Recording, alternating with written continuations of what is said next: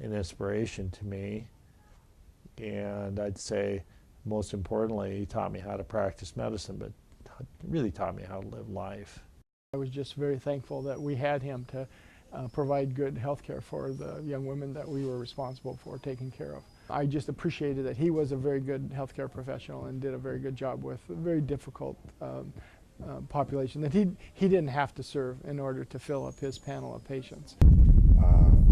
How real and down the earth a person he was, and how he was able to, as I said before, to stay focused and have this vision in his head of what could be, as opposed to some of us could just see what is.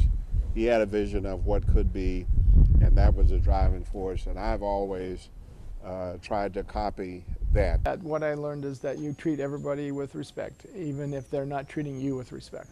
It was almost like a parent-child relationship, that your parents say, you know, we want you to be a good and earnest person. We want you to not cause harm in the world. We want you to make things better, and you go do it. And you know, you go to school, you get educated, you go to work, you do all those things, and then you do it. He was very, very inspirational. And when I look at the kind of work that he did, and once I learned his background, and the internment camps, and the GI Bill, and all that kind of stuff, I mean, you know, you don't slow down, or you don't say, well, I've made it. You keep pushing, because you know, as difficult as it was and continues to be for me growing up in America. I'm still growing up at 72. You know, I've never been interned. I've never been really classified as an enemy of the state. None of those things, and to see his way of being, his emotional comfort level, and his desire to always help it was huge. My relationship with Dr. Tambera was, I felt like he was my mentor. He was teaching me indirectly, because he never did preach or that type of thing, but just watching the way that he communicated with organizations, his ideas, and his sincerity, and all of the things that he did in community relationships, community organization, and all of that. I felt like he was my mentor. He was a mentor. I felt almost like he was a kind of protector of the clinics also, that even when I didn't know it, he would be there. And so it gave me a sense of warmth and security, especially given some of the earlier conflict. Highly respected. And I think the unique part of them was the community relationship part.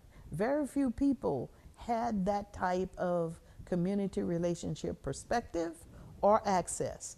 And your dad taught me the kind of respect to have and to promise and deliver on when you're dealing with people who donate their time, their revenue, and they're caring about something.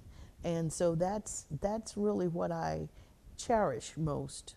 I learned something, you know, with regard to my experience of Dad going through this, and community health care. It's you got to be willing to keep pushing. You got to keep, you know, and a lot of times it is not that people don't agree with you, and it's not that you know, people have a different vision. A lot of times it is about clarifying. It's about clarifying. And I don't know how many times I heard him say it should be 70% about prevention, 20% about intervention, and 10% episodic. I don't know how many times I heard that. I mean, a ton of times.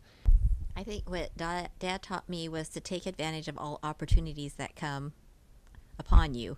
And that's one of the things that he really tried to do throughout our entire life, was just afford us with all the opportunities possible. And then it was up to you, you know, to act on them. And the other thing I think he taught me when I was going to college, I asked him, what is the one thing, if you have to tell me now that I need to know? And he said, do not ever use anybody and do not ever let anybody use you. He taught me it doesn't matter how people perceive you. You've got to keep your head down and concentrate on what you need to do. Stay focused. I think he also taught me that it's real important to, that giving starts at home. So as long as you have a good, strong home, that you can go out and do good in the community. So it starts at home first, is what he taught me. And then he also said, never believe everything that you read, because a lot of times people think that if you see it in print, then that's the truth. But he always said, don't believe everything that you read.